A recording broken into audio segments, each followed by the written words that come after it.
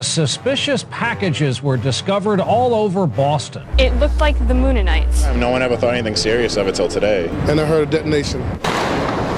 Until the bomb squad detonates a device they say looks like a circuit board but isn't explosive. In a post-9/11 world, who puts cartoon characters attached to batteries on bridges around Boston? Some sort of moron? And that's what made everybody nervous because they equate battery packs and wires and such with bombs. Lost media is something I have a growing fascination for wanting to know more about. In my last video we covered a long-lost episode of Dexter's Laboratory, eventually released to the public by Adult Swim in 2013. This time we are looking at another piece of lost media, but this was never officially released. Instead, it was illegally leaked online. Dancing is forbidden! Known as the banned episode of Aqua Teen Hunger Force titled Boston, of all the places for this episode to be uncovered, it was randomly uploaded to YouTube on January 31st, 2015, exactly 8 years after the events that inspired the episode. It went virtually unnoticed, where it was later taken down. You can still find mirrors and other traces of the episode on websites such as Internet Archive for those that still want to see it. This episode is based on a real-life event simply known as the Boston Mooninite Panic, which took place on January 31st, 2007. When a seemingly innocent marketing campaign went horribly wrong, the end result led to a huge misunderstanding. Viewed as a threat to Homeland Security, this small publicity stunt cost $2 million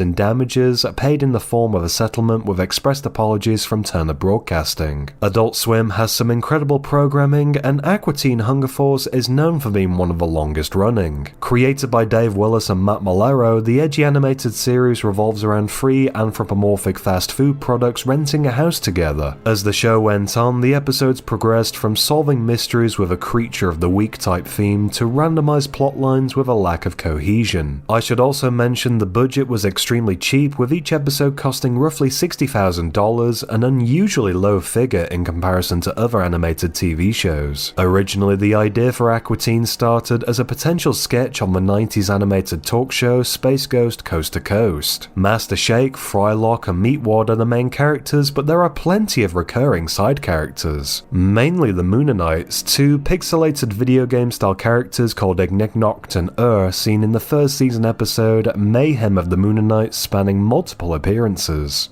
Due to the success and popularity of the show, it was rumored that an Aqua Teen movie was in the early stages of development. Released in 2007, it premiered 1 week early on Adult Swim, but not in a traditional sense. As part of an April Fool's joke, the movie Aqua Teen Hunger Force: movie film for theaters was shown in full, but in a tiny window at the bottom of the screen with no sound. On April 10th, 2007, it was released officially in theaters. Met with an overall generally positive response, the movie was a commercial success, making $5.5 million off a budget of $750,000. When advertising the film in January 2007, however, this is where unusual methods of marketing were implemented, which were supposedly taken too far. Resulting in the loss of $2 million paid in damages, Jim Samples, who was the head of Cartoon Network, sacrificed his job and resigned shortly after. So, what was it that caused the incident? Plans for a guerrilla marketing campaign began in November 2006. It was agreed that visual artist Peter Zebler-Brodowski would receive 40 electronic signs and place them sporadically across the city of Boston and surrounding areas. Supplied by Interference Inc.,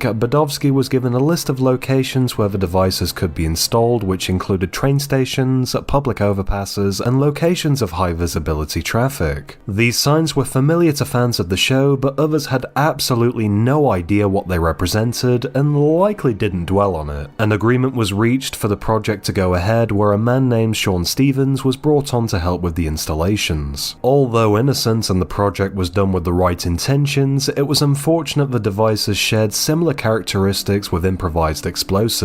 Of course, these signs did not pose a threat, but some people were uncertain about them. In a post-9/11 world, and with the world events at the time surrounding the War on Terror, it was encouraged to report any suspicious activity to local authorities. There were two variants of this device manufactured with a likeness to both Igniknokt and delivering the middle finger. Measuring 1 by 1.5 feet, each one had a printed circuit board with black solder mask and light-emitting diodes. At the base of each board were 4 decelerating cell batteries fitted with magnets covered in black tape. On January 31st, 2007, at approximately 8:05 a.m., a concerned passenger alerted transportation authorities to the sighting of an unusual device. It was attached to the supports elevating a section of Interstate 93 above Sullivan Station. By 9 a.m., the Boston Police Department and bomb squad were on the scene, resulting in road closures and delays for commuters. What was later described as an army of emergency vehicles quickly caught the attention of local media, where CNN, owned by Turner Broadcasting, provided news coverage throughout the day. Many news outlets continued to cover the story, where the truth was later revealed about the non-threatening nature of the devices. Peter Badovsky discovered what was going on and headed down to the scene of the incident. Rather than getting involved, he filmed what was going on and returned home. He mentioned this to Interference Inc., who confirmed they would handle the situation going forward. When the truth was revealed about the involvement from Badovsky and Stevens, they were advised by their lawyer to not discuss the incident. Approached by the media, they insisted on discussing haircuts of the 1970s. Yeah, it's kind of important to some people. It's haircuts in the 70s.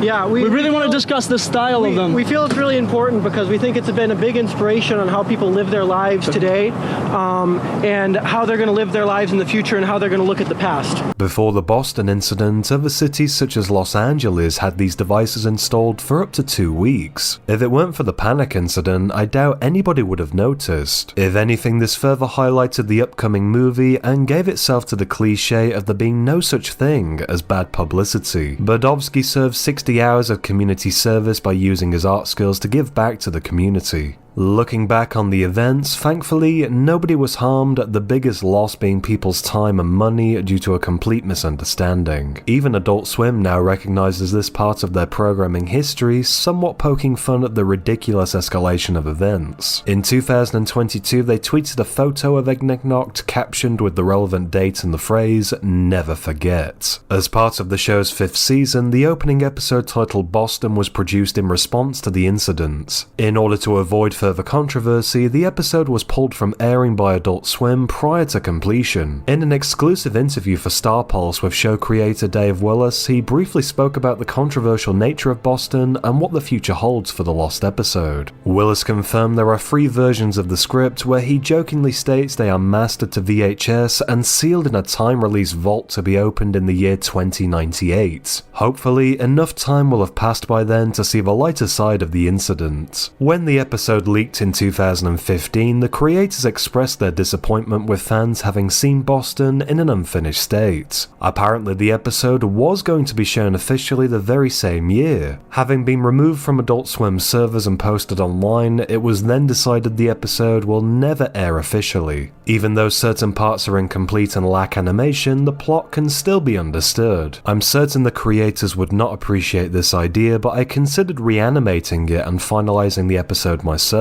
I did some test footage based on the ending with the Mooninites, which surprisingly worked. This is a personal project I may pursue in the future, and if it goes anywhere, I'll be sure to post updates about it on the channel. Overall, I really like the ideas expressed in the Boston episode. I appreciate the reaching levels of satire the creators were aiming for, but it's a shame Adult Swim didn't share this vision. It begins with Master Shake taking photos of Meatwad in various costumes, trying to auction him off online. Much to their disappointment, they gain no bids, where Shake comes up with an idea to help increase Meatwad's value. The 3 of them travel to Boston, where the characters are given a hard time in the Logan International Airport, making fun of travel post 9/11. Setting up their equipment beneath an overpass, Meatwad gets into position, revealing a set of D-cell batteries, exposed wires, and magnetic lights, just like the Mooninite circuit boards. Frylock makes a comment about how the lighting is necessary, telling Meatwad to switch them on, making him more noticeable. Mocking the non-threatening nature of the lights, Frylock continues by saying the lights are energy efficient and harmless to humans. In the next scene, this is where the animation is sadly incomplete. Some of the layout remains the same, but the character models are updated with no colour. 3 weeks go by and there is still no joy with the auction. Suddenly, the Aqua teens encounter the ghost of Paul Revere as the story takes on a bizarre twist. Revere is fascinated by Meatwad, now a glowing source of light.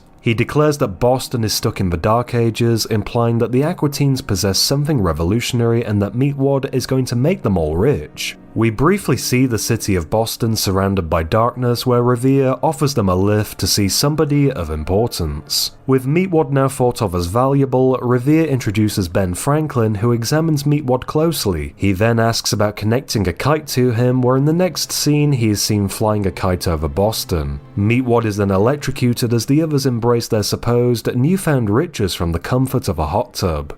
Getting repeatedly struck by lightning, Meatwad is then interpreted as a bomb, where a crowd of people from Baltimore repeatedly make this argument. They even convince Revere about the bomb threat with very little persuasion. Shake tries to laugh it off that it's just a hoax, again in reference to the Mooninite panic. He yells out that they can't make them leave Boston, where the shot jump cuts back to their home in New Jersey. Wrapping up the episode, Shake reveals a huge collage of drawings made using a light bright. Meatwad plugs it in, only to enrage Shake because it didn't explode. Obviously, it's not meant to explode, but the writers are making this comparison in reference to the Boston incident. Placing the light bright outside Carl's house, he surrounds it with stacks of TNT, only to ring the doorbell and walk away. It then explodes, knocking Carl off his feet. Making reference to the quick escalation of the Mooninite panic, Frylock invites the opportunity to supposedly make things worse, sending for a bunch of choppers, police officers and SWAT teams. Oh my God, it's a bomb! Believing that Carl is a bomb squad team detonates him, killing him in the process, adding another death to his overall total for the show. Shake then exits the house with a sandwich, where the bomb squad believe the sandwich is a bomb, only for Shake to spontaneously explode in a pool of blood and guts. I find the ending of this episode ironic, where it's revealed that Ignignokt and are comfortably watching the events unfold whilst hiding in a cave. Considering how their real-life presence in Boston City was enough to cause a terror scare, I love how they are both dressed as Bin Laden. Despite the episode having never aired, you can see this updated version of Ignignokt featured on the Season 5 DVD box set artwork. Concluding the episode, we see how both the Mooninites mock the situation for spiraling out of control. Grabs a camera while Ignignokt proceeds to saw off his own head, believing he has power over the American people by scaring them into submission. He suddenly gives up on this idea, where the episode cuts to the end credits. Although the episode is unlikely to ever be finished officially, I feel in context to the Boston Mooninite panic it has a lot to offer. It makes light of a serious situation where enough time has passed for people to see the funny side behind a ridiculous escalation of events. Most casual fans of the show may never even learn about this episode or the incident that inspired it.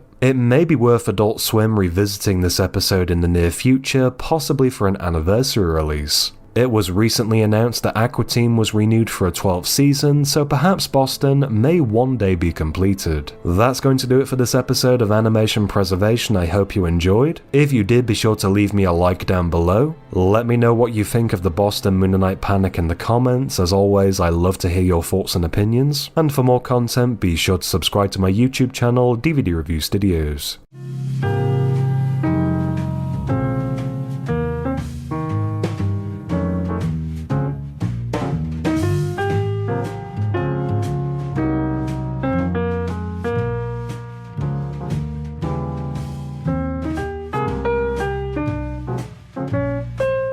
Are you threatening me?